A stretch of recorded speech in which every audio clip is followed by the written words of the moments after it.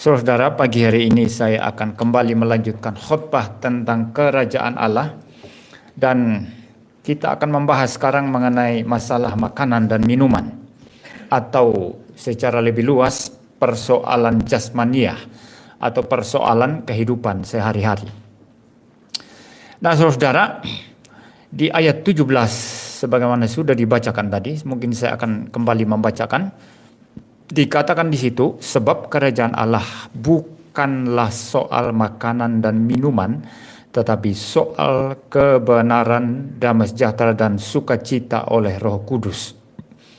Jadi saudara, kalau Anda hanya mengambil ayat ini, dipotong, lalu kemudian ditafsir secara tersendiri, maka muncul nanti pemahaman bahwa bagi orang Kristen makanan dan minuman tidak penting, ya. Bagi orang Kristen, makanan tidak penting, minuman tidak penting. Secara lebih luas, uang tidak penting, rumah tidak penting, pakaian tidak penting, semua tidak penting. Yang penting surga. Nah, ini salah. Salah ini. Ayat ini tidak bermaksud demikian, saudara. Kalau kita potong ayat ini dari konteksnya, seolah-olah seperti itu maksudnya, padahal tidak. Kenapa Paulus di sini berbicara sebab kerajaan Allah bukan soal makanan dan minuman, tetapi soal kebenaran, damai sejahtera dan sukacita oleh Roh Kudus. Karena ada perdebatan antara jemaat mengenai orang yang makan dan yang tidak makan, mengenai orang yang memperingati hari-hari khusus dan orang yang menganggap itu tidak penting. Katakan di era kita sekarang, kalau saya selalu merasa tidak penting memperingati hari ulang tahun saya. Ya, saya pernah diperingati ulang tahunnya, saya ingat persis di kepala saya, dan sampai saat ini saya ingat itulah peringatan ulang tahun saya yang terbesar. Ketika saya masih SD, mungkin umur masih 6-7 tahun, ya SD kelas mungkin 7-8 tahun ya, sekitar SD kelas 2 atau kelas 3. Papa saya potong kambing. Papa saya beli kambing. Saya tanya, untuk apa kambing itu? Untuk ulang tahunmu nanti, katanya. Senang besar sekali kepala saya waktu itu. Jadi kalau orang Sumba, saudara, itu bukan beli daging. Kalau beli daging nggak puas, potong sendiri. Jadi beli babi hidup, disembelih sendiri. Ya, kalau orang kaya beli sapi hidup, disembelih sendiri.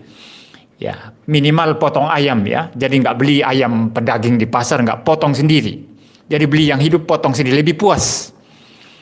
Jadi papa saya potong kambing ya. Itu saya ingat ya. Tapi setelah itu saya tidak peduli lagi dengan ulang tahun saya.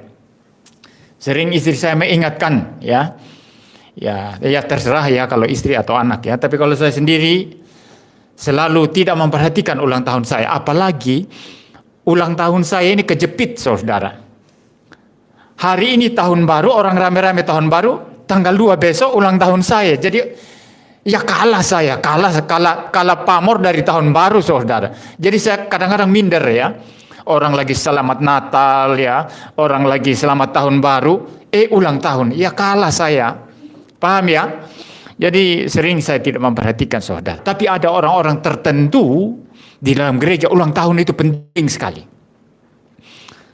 Kalau ada yang mengucapkan ulang tahun, senang sekali dia.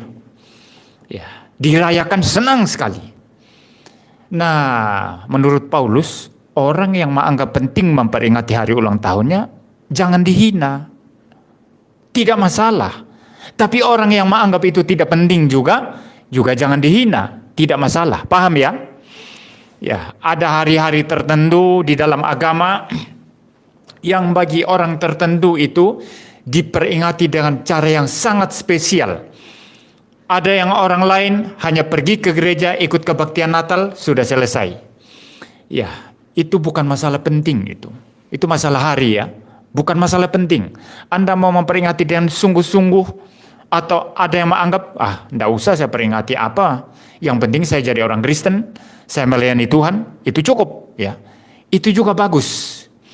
Nah, persoalan makanan dan minuman sama. Maka yang dibaca ayat tadi itu, kalau saudara perhatikan baik-baik, tidak ada yang najis di dalam dirinya sendiri. Berarti daging babi itu najis apa enggak? Saya mau tanya. Daging babi najis apa tidak? Daging babi itu enak. Sayang, saya harus makan sedikit saja karena takut nanti jantungnya bisa kumat, ya. Daging babi enak itu. Tidak ada daging babi haram di dalam dirinya sendiri. Semua makanan tidak ada yang haram di dalam dirinya sendiri. Tetapi di dalam perjanjian lama, Alkitab itu memisahkan antara yang halal dan haram itu untuk menjadi pembelajaran bagi orang Israel. Mana yang abnormal, mana yang normal. Yang abnormal itu dosa. Yang normal itu hidup suci atau kudus atau terpisah untuk Tuhan. Nah, itu disimbolkan dengan binatang-binatang. Ada binatang terlihat abnormal karena berbeda dari yang umum. Ada binatang yang terlihat umum, biasa. Misalnya ikan. Kalau ikan harus ada sisiknya. Harus ada siripnya. Itu ikan ya. Tapi lele itu tidak ada sisik. Paham ya? Ikan lele. Maka itu ikan abnormal itu. Sesuatu yang menyimpang dari yang umumnya. Maka dia itu lain. Itu simbol daripada yang najis. Simbol daripada yang abnormal. Simbol dari yang abnormal. Bukan lele itu sendiri najis. Paham? Ya.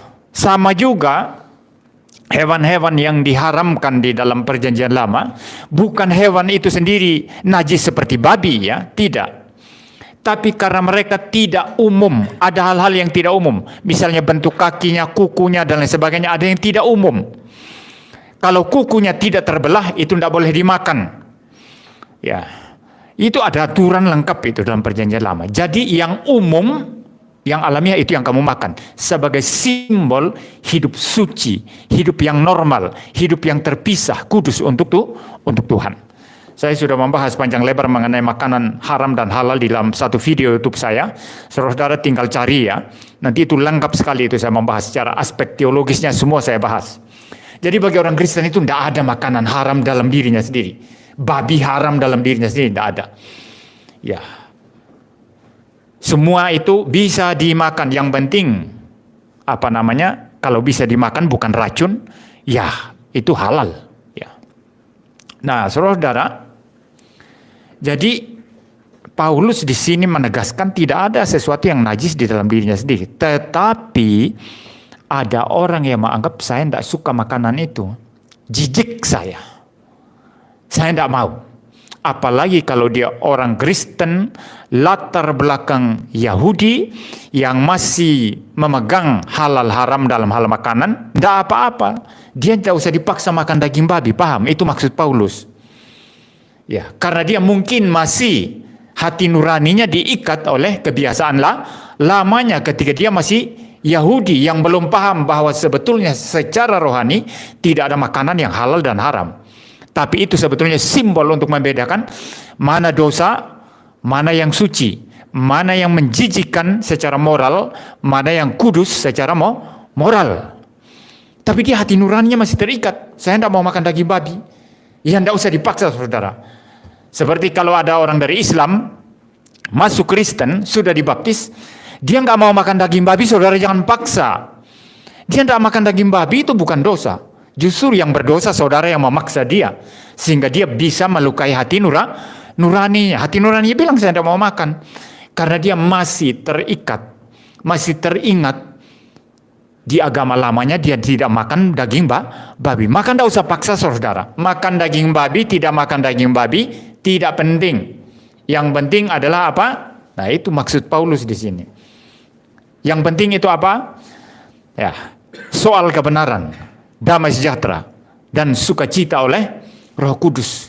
Jadi jangan ribut perkara makanan. Makan daging babi silakan. Kayak saya sekarang, saya ngerem.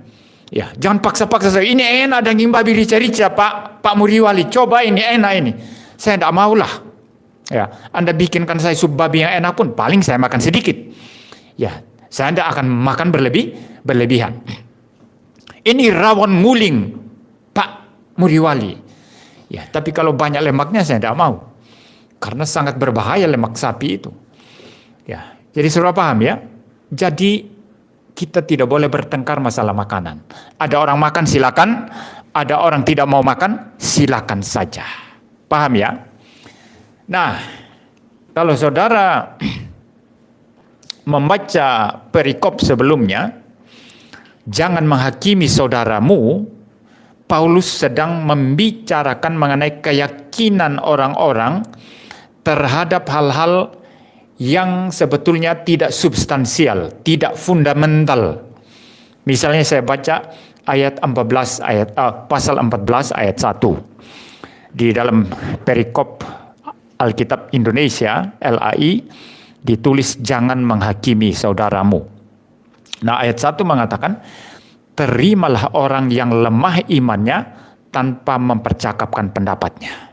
Ayat 2, yang seorang yakin bahwa ia boleh makan segala jenis makanan, termasuk daging babi ya. Betul ya? Ya, termasuk daging apa saja. Kalau orang Korea itu makan ular, daging ular. Saya waktu di STT Salem, saudara, ada ular sanca, itu yang panjangnya mungkin lebih dari 3 meter, saudara, besar sekali. Naik, karena di bawah STT Salem itu ada hutan bambu ya. Jadi dia naik dari hutan bambu, ditangkaplah dia, ditangkap, disembelih, dikasih bumbu. Wah, banyak anak Salem ikut makan bersama-sama dengan orang Korea. Kalau orang Korea itu ular makan mereka, itu enak, santapan enak bagi mereka itu. Ya, jadi saudara, ada orang yang yakin dia boleh makan segala jenis makanan. Ya, tidak masalah itu. Ya, tetapi ada orang yang lemah imannya, kata Paulus, yang hanya makan sayur-sayuran. Orang inilah yang tidak mau makan daging. Kalau hanya mau makan sayur-sayuran, berarti dia tidak makan semua daging ini. Sapi pun tidak makan, ayam pun tidak makan ini. Ya, semacam orang vegetarian ya, vegetarian yang hanya suka makan sayur-sayuran dan tumbuh-tumbuhan dan biji-bijian saja.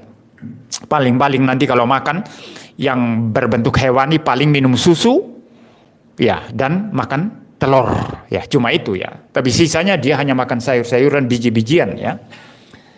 Nah, orang yang tidak mau makan daging mungkin karena mempunyai pertimbangan hati nurani, misalnya ya, waduh itu berdarah kan itu, kita potong, kasihan itu hewan, kasihan dia menumpahkan darah, saya tidak mau makan. Tidak, jangan dipermasalahkan, jangan dianggap dia orang sesat, sudah bukan Kristen. Tidak, itu hanya persoalan makanan dan minuman. Paham ya maksudnya? Ya, ada orang Kristen yang mau vegetarian, silakan, asal dia jangan vegetarian tapi keyakinannya New Age Movement atau panteisme ya, yang mengatakan segala sesuatu adalah Allah, Allah berada dalam segala sesuatu ya. Itu tidak boleh itu ya, itu sudah sesat kalau itu. Tapi kalau dia vegetarian mau sehat, tidak mau makan yang berlemak, tidak mau makan yang hewani, ya tidak masalah saudara. Itu tidak mempengaruhi keselamatan, itu tidak mempengaruhi hak seseorang di dalam kerajaan Allah. Paham ya? Ya, jadi saudara, Paulus di sini menegaskan orang yang tidak mau makan itu adalah orang yang lemah iman. Ya, mungkin karena pikir ya itu kan kambing saya pelihara, kasihan saya, tidak maulah saya makan, tumpahkan darahnya begitu ya. Ya enggak, jangan dipaksa ya. Jadi persoalan makanan ini jangan menjadi sesuatu yang menyebabkan orang menjadi ribut ya, lalu saling menghina ya. Mungkin ayat 3 saya baca ya. Siapa yang makan jangan menghina. Ya, jangan juga saudara ambil daging babi ya di hadapan saudara mungkin yang dulunya latar belakang muslim yang sampai sudah jadi Kristen tetap tidak mau makan daging babi, tidak apa-apa ya. Tapi saudara enak ini di apa perlahan-lahan dipertonton-tontonkan begitu ya. Janganlah saudara. Jangan menghina. Siapa yang makan jangan menghina orang yang tidak makan. Dan siapa yang tidak makan, nah biasanya yang tidak makan ini menganggap diri mereka lebih rohani ya. Siapa yang tidak makan janganlah menghakimi orang yang makan. Yang makan merasa ini semua ciptaan Tuhan, tidak ada yang halal. Di dalam dirinya sendiri semua bisa dimakan, halal. Lalu dia mulai menghina. Tapi ada orang yang menganggap saya lebih taat firman Tuhan. Ini dilarang loh ini. Ya, hewan-hewan berdarah ini. Ya. Lalu bilang, kamu jahat kamu makan itu. Nah, dia mulai menghakimi. Yang makan menghina, yang tidak makan menghakimi. Tidak boleh seperti itu. Persoalan makanan dan minuman, persoalan hidup di dunia ini tidak boleh menjadikan satu pertengkaran bagi orang-orang Kristen. Lalu akhirnya saling menghina, saling menghakimi. Nah, itu yang dimaksud Paulus di sini. Ya. Jadi saudara, kalau ada orang yang mau makan, silakan makan. Yang tidak makan, jangan ribut. Kalau ada orang yang tidak mau makan, silakan tidak mau makan. Yang makan jangan ribut. Ya, itu semua tidak penting dan sama sekali tidak menentukan di dalam kerajaan Allah. Tetapi apa makanan itu penting? Penting saudara. Saudara tidak makan, mati. Kalau secara lebih luas, apa pakaian penting? Penting. Apa uang penting? Penting. Apa rumah penting? Penting. Apa alat transportasi penting? Penting. Semua penting. Ya. Ayat ini tidak sedang mau menghina makanan dan minuman. Tapi maksudnya, jangan hanya karena persoalan makan dan minuman. Ya, makanan dan minuman. Ada orang yang makan, ada orang yang tidak makan. Lalu bertengkar. Itu salah. Karena masalah kerajaan Allah adalah masalah kebenaran. Yang makan, benar. Yang tidak makan, juga benar. Ya, kalau sama-sama benar, kenapa harus ribut? Ya, masalah kerajaan Allah adalah masalah kebenaran firman Tuhan, masalah damai sejahtera dan sukacita oleh Roh Kudus. Saya perlu tambahkan satu bagian di sini, saudara, yang masih relevan di dalam 1 Korintus pasal yang ke-10 mengenai makanan yang dipersembahkan kepada berhala. Ini sering menjadi bahan perdebatan termasuk mungkin di GGRI ya, di gereja kita. Ada orang merasa makanan yang dianggap sudah dipersembahkan kepada Tuhannya agama lain itu tidak boleh dimakan. Atau mungkin yang sudah makanan yang didoakan secara tidak Kristiani itu tidak boleh dimakan. Karena itu adalah persembahan berhala menurut mereka ya. Tapi ada yang lain yang berkata, mana ada milik berhala? Itu padi kan orang tanam, siapa yang tumbuhkan itu? Kan Tuhan, anugerah Tuhan itu. Hewan bisa hidup, dipelihara, dikasih makan, siapa yang hidupkan? Yang bikin hewan gemuk. Itu anugerah Tuhan, semua berkat Tuhan. Jadi tidak ada yang halal. Silakan saja didoakan dengan cara apa, tapi makanan itu sendiri adalah makanan berasal dari Tuhan. Ya, apa yang dilakukan oleh berhala, tidak ada apa-apa. Jadi saya bisa makan. Nah, dua golongan ini bertengkar juga di zaman Paulus. Jemaat di Korintus ini ada dua golongan. Ada yang bilang, hei, itu sudah makanan persembahan berhala loh, jangan kau makan. Ada yang bilang, kenapa kalau saya makan? Itu makanan dari Tuhan, itu tidak ada berhala. Semua makanan ciptaan Tuhan. Paulus berkata dua-duanya sama-sama benar. Ya. Yang makan, dia makan dengan kesadaran bahwa semua berasal dari Tuhan. Apa yang bisa diperbuat berhala sih? Paham ya? Nah, orang yang makan itu Paulus anggap adalah orang yang cukup iman atau imannya kuat. Tapi ada orang yang lemah iman. Itu kan sudah dipersembahkan, sudah didoa-doakan. Bukan doa Kristen itu. Kita tidak boleh makan. Tidak boleh dimakan itu. Lalu dia tidak makan. Nah, nanti kalau ada orang tetangga antar makanan selamatan ya gitu ya, diantar gitu kan, ya dia terima aja, setelah itu dia buang di sampah, dia tidak makan. Itu ada orang Kristen seperti itu. Tapi kalau saya makan, saudara, itu anugerah Tuhan, itu berkat Tuhan, itu makanan itu.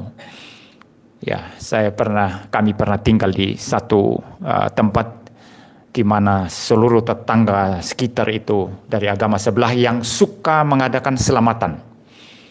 Karena ada juga Islam tertentu yang tidak selamatan ya. Suka mengadakan selamatan ya. Ngobong-ngobong menyan, ya bakar-bakar kemenyan. Ya, saya diundang untuk ikut ya. Saya ikut dia. Tapi saya ikut doa ya enggak lah ya. Ya duduk di sana untuk menghormati mereka. Ya duduk diam aja kan. Gitu. Lalu kemudian dikasih makanan. Apa makanan itu tidak boleh dimakan? Ya.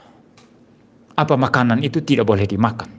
Nah, mari kita sedikit membongkar sebetulnya kekonyolan pemahaman bahwa makanan itu tidak boleh dimakan karena sudah dipersembahkan kepada Tuhan mereka atau kepercayaan mereka atau kepada dewa mereka atau apalah begitu ya. Saudara-saudara, di dunia ini di mana kekristenan minoritas, engkau tidak pernah mendapatkan makanan yang tidak pernah didoakan oleh orang-orang bukan Kristen. Engkau beli beras, itu petaninya siapa? Orang Kristen? Bukan. Waktu dia tanam padi, dia berdoa apa enggak? Dia doakan apa enggak? Dia doakan. Waktu dia panen, dia berdoa enggak? Kepada Tuhannya. Dia berdoa, dia kasih persembahan tidak kepada Tuhannya? Dia kasih. Jadi itu sudah didoakan, sudah diserahkan kepada Tuhan dia. Kalau mau ketat sebetulnya tidak usah makan itu. Paham ya? Sekarang Anda beli daging ayam di pasar. Itu siapa yang potong itu? Orang Kristen atau orang Islam? Orang Islam dan sudah didoakan secara Islam. Itu daging yang beli di pasar. Sudah didoakan secara Islam itu. Tapi saudara makan ya? Nah, kenapa itu boleh makan? Tapi kalau makanan yang katanya tadi sudah dimasak dan didoakan, itu saudara tidak mau makan.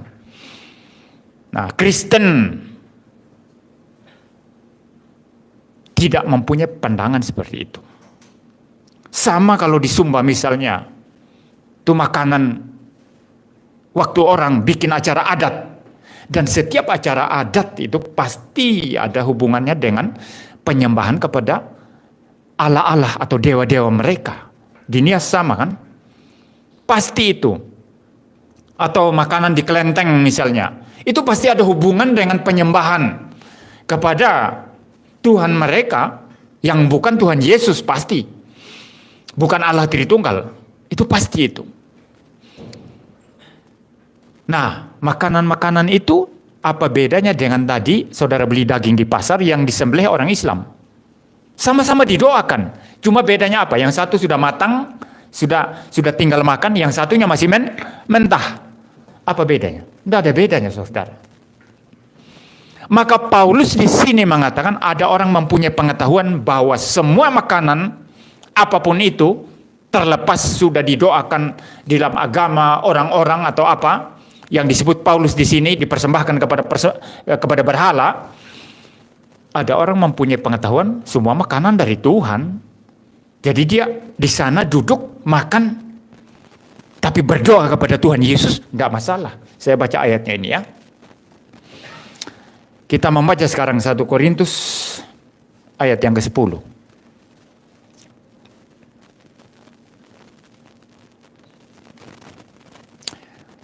Sebentar ya, saya buka dulu ayatnya. 1 Korintus 10, saya mulai baca dari ayat yang ke-19 ya. Apakah yang kumaksudkan dengan perkataan itu? Bahwa persembahan berhala adalah sesuatu? Atau bahwa berhala adalah sesuatu? Bukan. Jadi Paulus perhatikan, persembahan berhala itu bukan apa-apa itu. Berhala itu bukan apa? Bukan apa-apa. Itu maksudnya ya. Apa yang kumaksudkan ialah bahwa persembahan mereka adalah persembahan kepada roh-roh jahat, bukan kepada Allah. Dan aku tidak mau bahwa kamu bersekutu dan roh-roh jahat. Nah, saya mau jelaskan ini. Bukan makanan persembahan berhala itu sendiri yang tidak boleh dimakan.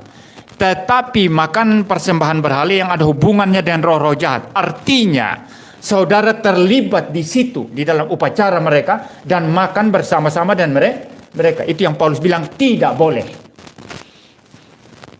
Jelas ya? Karena Anda terlibat di dalam persekutuan dengan berhala mereka, dewa-dewa mereka. Tapi kalau Anda datang, tidak ikut apa-apa, dan hanya makan saja, kenapa tidak boleh? Mari saya baca lanjutannya. Ayat 21. Kamu tidak dapat minum dari cawan Tuhan dan juga dari cawan roh-roh jahat. Ini masih sambungan ayat 20. Kamu tidak dapat mendapat bagian dari perjamuan Tuhan dan juga dalam perjamuan roh-roh jahat. Atau maukah kita membangkitkan cemburu Tuhan? Apakah kita lebih kuat daripada Dia? ayat 23. Segala sesuatu diperbolehkan benar, tetapi bukan segala sesuatu berguna. Segala sesuatu diperbolehkan benar, tetapi bukan segala sesuatu membangun. Jadi intinya di sana, Anda mau makan, Anda tidak makan, itu boleh-boleh saja ya. Termasuk yang makan ya. Ayat 24. Jangan seorang pun yang mencari keuntungannya sendiri, tetapi hendaklah tiap-tiap orang mencari keuntungan orang lain. Ayat 25. Kamu boleh makan segala sesuatu yang dijual di pasar daging tanpa mengadakan pemeriksaan karena keberatan hati nurani. Ayat 26. Karena bumi serta segala isinya adalah milik Tuhan. Jadi kenapa Paulus di sini ayat 25 berbicara tentang daging yang dijual di pasar? Karena itu sudah dipersembahkan, itu paham ya? Sudah didoakan itu secara tidak Kristen. Tapi Paulus bilang boleh makan itu. Tidak usah ada keberatan hati nurani. Lalu ayat 27. Nah ini sekarang. Ayat 27 mengatakan, kalau kamu diundang makan oleh seorang yang tidak percaya. Kalau dia mengundang kamu makan, pasti makanannya didoakan dengan cara agama dia. Pasti dipersembahkan kepada Tuhannya dia ya. Sebentar ya. Kalau kamu diundang makan oleh seorang yang tidak percaya dan undangan itu kamu terima, perhatikan, kalau kamu terima undangan itu, ya, saya baca ulang ya, kalau kamu diundang makan oleh seorang yang tidak percaya dan undangan itu kamu terima, makanlah apa saja yang dihidangkan kepadamu tanpa mengadakan pemeriksaan karena keberatan hati nurani. Makan saja, tapi Anda tahu pasti bahwa makanan itu pasti dia sudah doakan dengan agama dia. Kalau dia penyembah berhala, pasti sudah didoakan kepada berhala-berhala. Tapi Paulus bilang makan aja. Dia bikin pesta atau apa ya, paham ya? Dia undang kamu, dia datang makan. Padahal saudara tahu pasti itu dia sudah berdoa sesuai agama dia itu. Datang makan saja. Yang salah jangan sampai kamu ikut berdoa seperti agama dia, itu baru salah. Paham ya? Kamu ikut membungkuk bersama dia itu jahat, itu tidak boleh itu. Datang kata Paulus, dan kalau dikasih makan, makan saja. Padahal tadi mungkin sudah makan. Paham ya? Tetapi ada batasannya. Sementara misal, ini saya parafrase aja ya. Di ayat selanjutnya. Sementara kamu makan karena tahu itu makanan dari Tuhan, bukan ciptaan berhala. Tapi ada saudara Kristen yang lain, lihat kamu duduk di situ. Dan dia berkata, hei saudara, makanan itu dipersembahkan kepada berhala. Kamu harus berhenti makan. Bukan karena kamu tidak boleh makan, tapi karena orang ini lemah iman. Kamu harus hargai dia. Dia percaya itu makanan persembahan berhala dan bagi dia tidak boleh dimakan. Maka kamu jangan paksa, lebih baik stop makan demi menghormati dia yang lemah iman. Jadi bukan gak boleh dimakan, boleh dimakan. Tapi kalau ada orang yang bilang, loh kok Pak Pendeta Muriwali makan itu ya? Ini kan makanan selamatan Pak. Ya lebih baik saya berhenti makan. Kenapa? Bukan gak boleh makan, tapi karena saudara seiman tadi ini yang lemah imannya. Takut imannya terguncang. Paham ya? Ini jelas clear sekali Paulus di ini. Sekali lagi di sini Paulus mau menyampaikan apa? Masalah kerajaan Allah bukan persoalan makanan dan minuman, tapi persoalan damai sejahtera, sukacita, kebenaran, damai sejahtera dan sukacita oleh Roh Kudus. Itu sebabnya ketika orang tanya kepada saya, banyak tanya itu di grup Facebook, ya, atau di YouTube juga ya, Pak Pendeta, kalau saudara-saudara Muslim kita itu hari kurban, mereka kirim kita daging kambing atau daging sapi, kita boleh terima enggak Pak? Saya bilang terima, itu kan daging makanan itu. Ya, terimalah itu, masak dan makanlah. Kamu berdoa, mengucap syukur kepada Tuhan Yesus Kristus. Dan berterima kasihlah kepada saudara Muslim yang mau memberikan Anda daging kurban itu. Paham ya? Tapi kalau ada di antara kita, katakanlah Yunes mungkin ya, wah itu kan daging kurban dari agama sebelah itu. Waduh, enggak saya. Jangan Anda memaksakan keyakinan, dia enggak mau makan enggak apa-apa. Apalagi kalau sampai dia, itu kan Pak Pendeta, itu apa? Lebih baik saya taruh langsung di kulkas kembali, itu diam aja. Jadi tidak usah makan lagi, tunggu dia pulang nanti baru saya makan. Paham ya? Sudah paham ya? Nah, jadi kembali lagi, persoalan kerajaan Allah bukan masalah makanan dan minuman. Ya, sudah jelas ya. Mari kita lanjutkan sekarang. Ya, apa maksudnya ini kita lebih jelas sekarang? Bukan persoalan makanan dan minuman. Tadi saya sudah mengatakan Paulus tidak sedang merendahkan makanan, tapi konteksnya ada perdebatan yang mau makan dan yang tidak mau makan. Maka Paulus di sini mengatakan bukan masalah itu, bukan masalah makanan dan minuman. Persoalan hidup sehari-hari itu masalah daripada kerajaan Allah, tapi kebenaran, damai sejahtera dan sukacita oleh Roh Kudus. Nah, berarti poin pertama kita di sini, iman Kristen tidak boleh diikat oleh hal-hal lahiriah. Perkara makan dan minum. Perkara pakaian. Itu sebabnya orang Kristen tidak pernah mengatur orang kalau ke gereja pakai pakaian apa. Yang penting sopan dan teratur. Yang penting tertib. Kecuali kalau jemaat datang pakai you can see ya. Kutang gitu ya. You can see.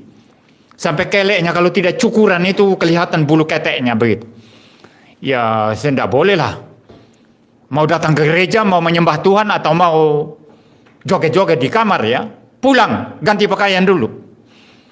Ya, tapi banyak orang Kristen itu tidak sopan. Ke gereja seenaknya, pakai pakaian yang gak senonoh, gak bagus. Akhirnya orang sebelah mulai mengkritik. Lihat orang Kristen itu pakaian asal-asalan. Mereka ibadahnya saja joget-joget, lompat-lompat. Pakaiannya asal-asalan. Nah, orang Kristen sendiri yang tidak menghormati ibadah.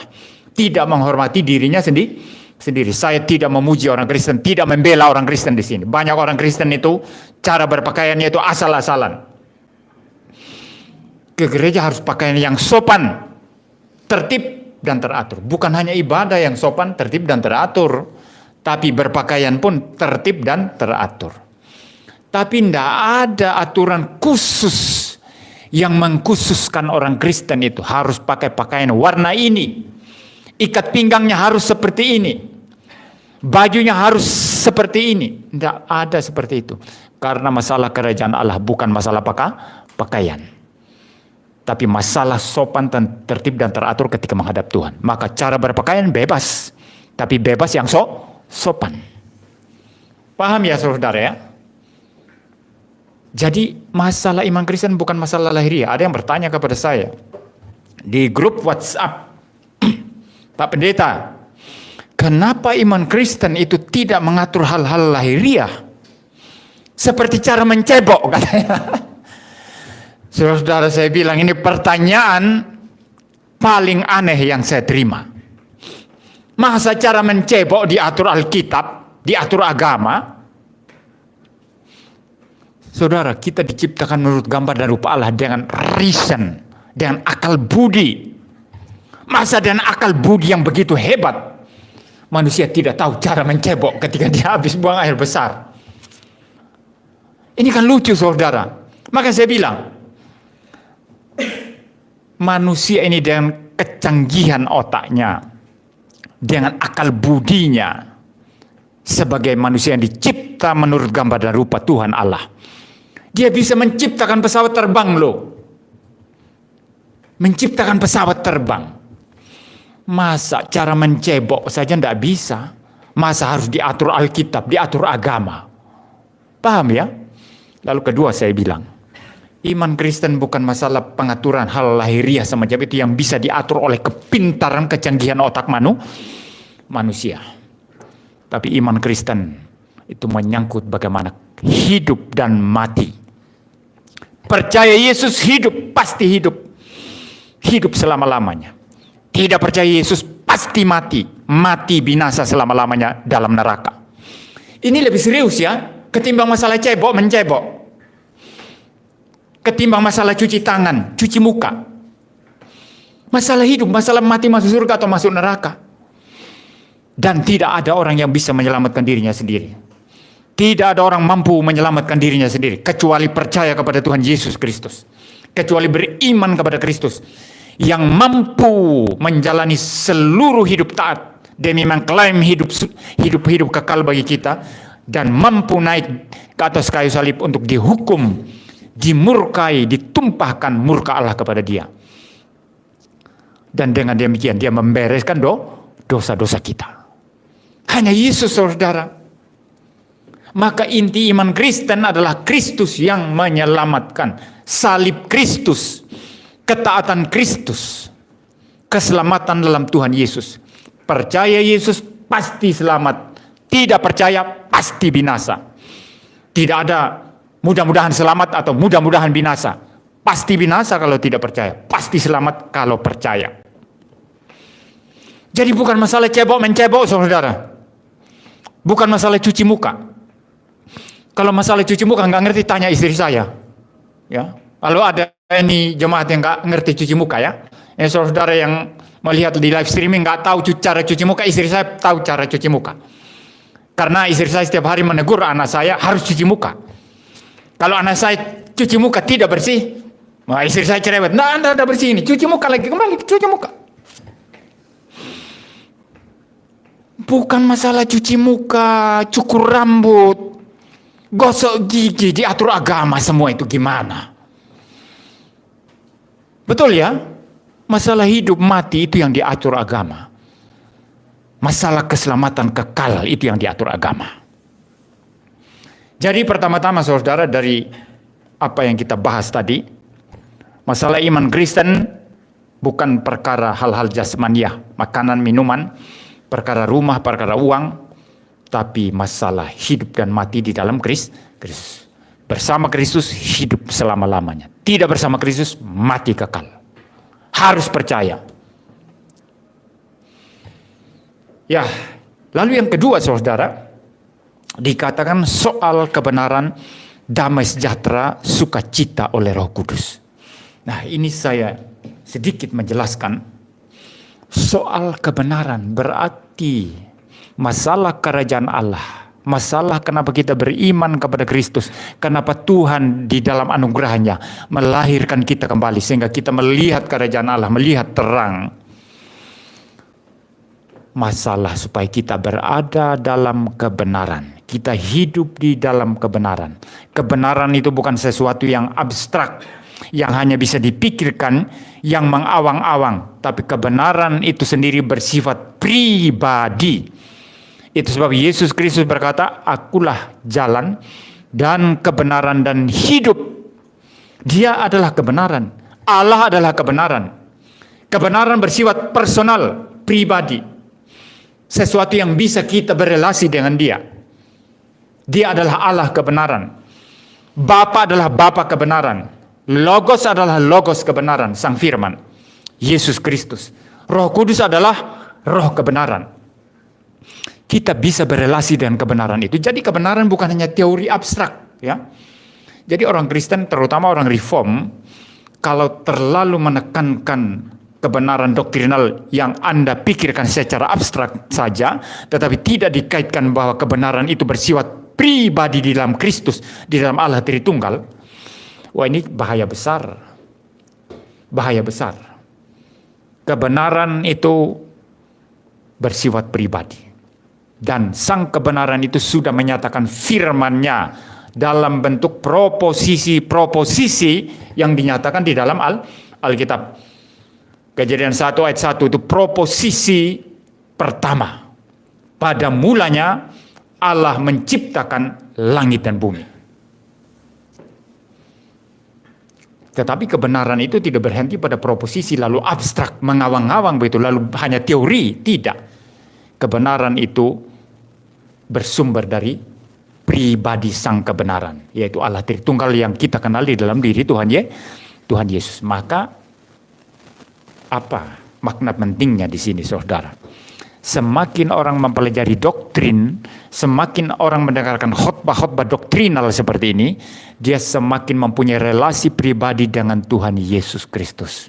Itu sebabnya Herman Bavinck, seorang teolog reform dari Belanda, mengatakan, semakin saya belajar doktrin atau semakin kita belajar doktrin, pengagungan untuk kemuliaan Allah itu semakin timbul dari hati kita. Bagaimana memuji Dia, memuja Dia.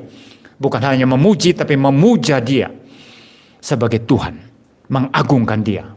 Nah, ini namanya ada hubungan relasi personal dengan sang kebenaran itu sendiri. Yang empunya kebenaran yang kita pelajari dalam doktrin, yang kita pelajari dalam Alkitab.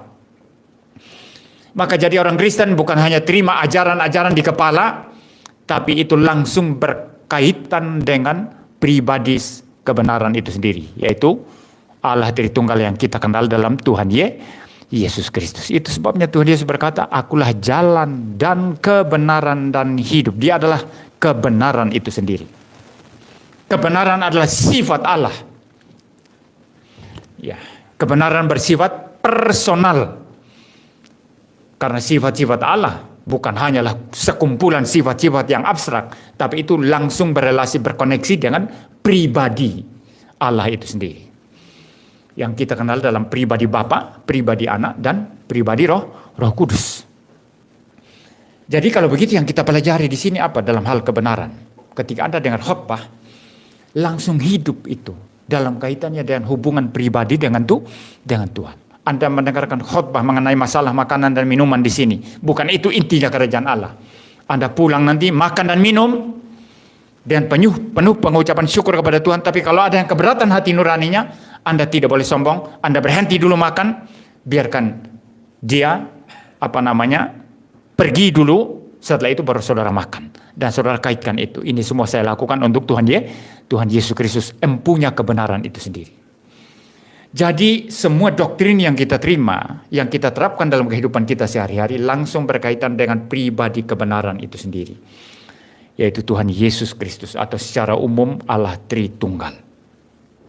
Nah, kalau tidak nanti Anda hanya mempelajari doktrin ya hanya di kepala saja, hanya mengawang-awang, apalagi kalau modelnya filsafat ya, hanya filsafat yang abstrak. Hanya sampai di kepala, hanya sampai kepada pemikiran yang abstrak. Dan memang orang semakin cerdas, dia akan semakin bisa berpikir abstrak. Itu sebabnya kenapa apologetika, presuposisi, Vandilian itu hanya sedikit orang yang paham. Karena orang yang berpikir abstrak semakin level tinggi, semakin sedikit. Orang biasanya berpikir real ya, 1 tambah 1 sama dengan 2 itu real. Tidak abstrak itu. Yang penting saudara kuasai rumus matematika, saudara bisa. Tapi kalau abstrak itu sesuatu yang diabstraksikan. Ya, saya misalnya kan real ya. Yang namanya Pendeta Yanto ini kan real ya. Saudara lihat muka saya, saudara dengar suara saya, rambut saya bagaimana. Real. Tapi kalau ditanya siapa Yanto itu? Ya, dia adalah orang. Tapi orang itu apa? Orang itu sudah tidak real itu. Kalau Michael real, kita bisa lihat. Tapi kalau bilang Michael itu siapa? Orang. Orang itu sudah nggak bisa dipegang orang itu. Saudara bisa pegang orang. Orang itu apa? Manusia itu apa? Manusia. Sudah tidak real. Nanti tanya lagi, manusia itu apa? Manusia itu makhluk hidup. Makhluk hidup lebih abstrak lagi. Makhluk hidup itu apa? Saudara nggak bisa pegang loh makhluk hidup itu apa. Lebih abstrak lagi. Ditanya lagi. Makhluk hidup itu apa? Ya keberadaan. Yang ada, yang eksis. Eksistensi. Oh itu mulai filsafat. Eksistensi. Tapi saudara nggak bisa pegang eksistensi saudara. Saudara nggak bisa pegang apa itu yang namanya eksistensi atau being. Saudara nggak bisa pegang itu, abstrak semua itu. Nah, kalau sudah pada level abstrak, tidak real, itu membutuhkan analisis intelektual yang semakin dalam. Itu sebabnya apologetika, presuposisi, Vandilian bagi orang lain itu gampang itu, gampang. Dia tidak ngerti. Dia tidak ngerti, maka dia bilang gampang. Padahal kalau ditanya nanti dia tidak ngerti apa-apa. Ya, ada orang bilang apologetika MYM itu gampang sekali. Dia tidak ngerti apa-apa. Kalau dia ngerti, saudara, dia tahu sulit itu. Makanya apologetika saya terapkan dalam debat-debat Islam Kristen pun orang Islam tidak ngerti apa-apa. Nah, saya lanjutkan saudara. Ini namanya berpikir abstrak. Tetapi saudara, kebenaran Kristen tidak hanya berhenti pada berpikir abstrak seperti itu. Saudara berapa cerdas ya, berapa mampu berpikir abstrak. Tapi kalau itu tidak bermuara pada pribadi Kristus, pada Allah Tritunggal, ya doktrin-doktrin kita ini hanya mengawang-awang, tidak sesuatu yang hidup secara pribadi dalam relasi dengan Kristus. Banyak orang reform seperti itu tidak boleh itu. Paham ya? Jadi setiap doktrin, setiap khotbah dari mimbar yang sifatnya doktrinal harus langsung hidup dalam diri kita sebagai pribadi dalam relasi dengan Kristus sebagai pribadi kebenaran. Makanya bagi kita doktrin Allah Tritunggal langsung berkaitan dengan kehidupan praktis. Ya, Anda bicara doktrin Allah Tritunggal, langsung itu Anda pikirkan bagaimana menata kehidupan keluarga. Karena prinsip Tritunggal, satu hakikat, tiga pribadi. Ketiga pribadi saling berelasi dalam satu persekutuan yang sempurna. Saling ada komunikasi, saling ada kasih. Itu langsung bisa diterapkan dalam kehidupan keluarga, dalam kehidupan berelasi dengan sesama di gereja. Jadi tidak ada doktrin yang sekedar abstrak mengawang-awang, sekedar teori. Tidak ada itu dalam iman Kristen. Saudara, saya sudah biasa mengkritik pendeta-pendeta yang mengatakan doktrin ini tidak ada hubungan dengan kehidupan praktis. Mereka kalau bicara doktrin Trinitas, mereka bilang ini tidak ada hubungan dengan kehidupan praktis. Mereka bicara doktrin Dwi Natur Kristus, mereka bilang ini tidak ada hubungan dalam kehidupan praktis. Itu omong kosong itu. Saudara bicara Dwi Natur Kristus sekarang. Ya, Dwi Natur Kristus. Dia adalah Allah sepenuhnya, manusia sepenuhnya. Tapi satu pribadi. Ya. Anda itu mendapat satu prinsip penting di sini. Ada yang satu, tapi bagiannya bisa dibedakan. Paham ya? Saudara lihat Alkitab Perjanjian Lama. Alkitab. Satu Alkitab, tapi dalam satu Alkitab itu Anda bisa membedakan Perjanjian Lama, Perjanjian Baru. Anda lihat saya, satu pendeta Muriwali. Tapi dalam diri saya ini, ada jiwa saya, ada tubuh saya. Berbeda, tapi satu. Prinsip ini bisa diterapkan dalam seluruh kehidupan kita secara praktis. Saya dan istri saya adalah satu. Tidak bisa dipisah, tapi bisa dibedakan dengan jelas. Paham? Kalau saya istilahnya itu mengakuisisi ya, atau langsung mengambil alih istri saya sehingga istri saya adalah saya. Istri saya adalah Muriwali karena dia harus seperti saya. Saya namanya itu mengkebiri, apa istilahnya itu, depersonalisasi istri saya. Maka suami-suami itu jangan menciptakan istri yang mirip suaminya ya. Nanti cara ketawa suaminya diukur seperti apa persis. Ya, jalan suaminya semua harus sama. Itu istrinya sudah dirampok itu personalisasinya, pribadinya menjadi sama dengan suaminya. Nah ini kerusakan ini. Bagaimana bisa ada relasi nanti? Relasi itu memutlakkan dua pribadi yang berbeda. Tapi kalau dua pribadi sudah sama, sudah jadi sama dengan pribadi suaminya, gimana nanti? Kesenangannya sama semua ya. Ngomong pun sama. Ya sudah ada relasi lagi. Paham ya? Saudara mungkin tidak paham ya. Kalau ada dua Muriwali misalnya, persis sama, otaknya, pikirannya sama, mulutnya sama, khotbahnya sama semua, saya bisa berelasi dengan Muriwali itu. Ya sudah Anda. Tidak enak saudara. Enaknya apa? Enaknya apa? Tidak enak. Tidak ada relasi, sama kok. Saya bilang A, dia bilang A. Saya buka mulut, dia buka mulut. Ya, paham ya? Saya bicara, dia bicara, sama persis apa yang dikatakan. Lah ini apa? Relasi itu ada perbedaan. Baru relasi itu hidup. Kasih itu hidup kalau ada dua pribadi yang berbeda yang saling mengasihi. Dan ini saudara dapatkan dari relasi Dwi Natur Kristus tadi itu. Beda. Kealahan Yesus bukan kemanusiaannya. Kemanusiaan Yesus bukan kealahannya. Beda. Tapi satu dalam satu pribadi Logos. Nah, ini prinsip ini berjalan ketika Anda mengatur rumah tangga, mengatur anak-anak, mengatur segala sesuatu. Jadi jangan bilang doktrin tidak ada hubungan dengan kehidupan praktis. Doktrin Trinitas langsung ada aplikasi praktis. Doktrin Divinatur Kristus langsung ada aplikasi praktis. Dan semua ini menjadikan kita hidup dalam kebenaran ini, dalam relasinya langsung dengan sang kebenaran itu. Ini yang bisa saya sampaikan dan masalah kebenaran, saudara ya. Jadi masalah kerajaan Allah adalah soal kebenaran. Dan kalau saudara hidup dalam kebenaran, otomatis ada damai sejahtera. Ya, kalau saudara tidak hidup dalam kebenaran, tapi hidup dalam kepalsuan, kebencian, dalam dosa, dalam kejahatan, pasti tidak ada damai sejahtera. Silakan saudara berbuat dosa. Masih rasa damai sejahtera enggak?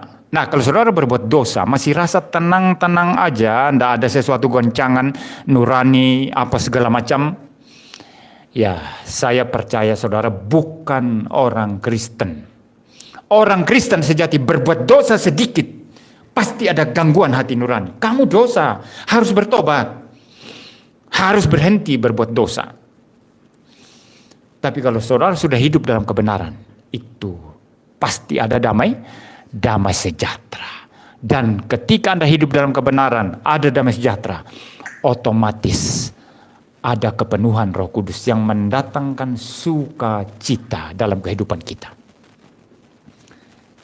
Dihuni, dipenuhi oleh Roh Kudus itu sangat indah ya. Kalau dihuni, sejak kita percaya Tuhan Yesus sudah pasti dihuni. Dan Roh Kudus tidak masuk keluar. Ya, karena kita dikatakan adalah bait Allah. Ya. Allah Tritunggal berdiam dalam diri kita melalui Roh Kudus. Ya. Tetapi masalah sukacita nggak tentu. Kalau saudara berbuat dosa, hidup dalam kejahatan, tidak ada damai sejahtera, tidak ada sukacita. Tapi kalau kita hidup dalam kebenaran, maka alangkah indahnya hidup kita. Hidup dalam damai sejahtera, hidup dalam sukacita. Sukacita yang lahir dari dalam, bukan sukacita yang dipengaruhi dari luar. Kalau sukacita dipengaruhi dari luar, nah itu ketika saudara tidak ada duit, kemudian dapat duit, senang ya. Tapi kalau duitnya sudah habis, senangnya juga hilang. Nah itu bukan sukacita Roh Kudus. Ya. Anda ditraktir teman, ayo saya traktir kamu, kita ke restoran Jepang, makan olahan daging babi rupa-rupa di sana. Saudara ke sana, makan senang sekali. Mulailah cerita-cerita. Orang kalau senang itu hatinya, mulai cerita-cerita, akhirnya nanti kadang-kadang membual, saudara. Mulai karena hatinya, moodnya itu ya, suasana hatinya senang, mulai membual, mulai ngomong apa gitu. Tapi kemudian setelah daging babi, pengaruh daging babi hilang apa? Sudah mulai lapar lagi, mulai ngamuk-ngamuk lagi, marah-marah lagi. Itu bukan sukacita Roh Kudus. Kalau sukacita Roh Kudus, karena kita berada dalam kebenaran, itu dari dalam. Dia meluap dari dalam, dikerjakan oleh Roh Kudus. Meluap dari jiwa kita. Dan itu tidak ditentukan oleh kondisi luar. Apapun kondisi luar, sukacita Roh Kudus dari dalam itu mengalir. Mungkin saudara sedang menangis untuk sesuatu hal. Tapi sukacita Roh Kudus itu kalau saudara berada dalam kebenaran tidak bisa dihilangkan. Nah ini yang menjadi penghiburan orang Kristen. Maka berhenti bertengkar perkara lahiriah. Perkara makan daging babi atau tidak. Perkara cara cebok bagaimana atau tidak. Ya. Perkara engkau pakai batik atau pakai jas. Engkau potong rambut seperti apa? Tapi semua kan tentu ada sopan santunnya ya. Kalau orang Kristen juga ya. Cat merah, cat coklat, hijau. Ya orang Kristen nih kok begitu kan? Nggak cocok kan? Yang cocok lah, yang pantas lah sebagai orang Kristen. Tapi yang penting kerajaan Allah bukan masalah itu. Bukan masalah rambut, masalah make up, masalah makanan dan minuman, masalah cuci tangan, cuci muka. Tapi masalah kebenaran. Hidup dalam kebenaran mendatangkan damai sejahtera.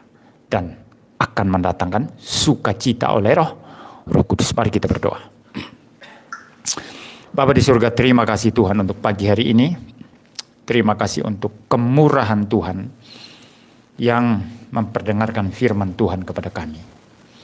Kerajaan Allah bukan masalah makanan dan minuman, atau secara lebih luas, bukan persoalan uang, persoalan pakaian, persoalan mencuci tangan, mencebok atau apapun, tapi kerajaan Allah persoalan kebenaran, damai sejahtera dan sukacita oleh Roh Kudus.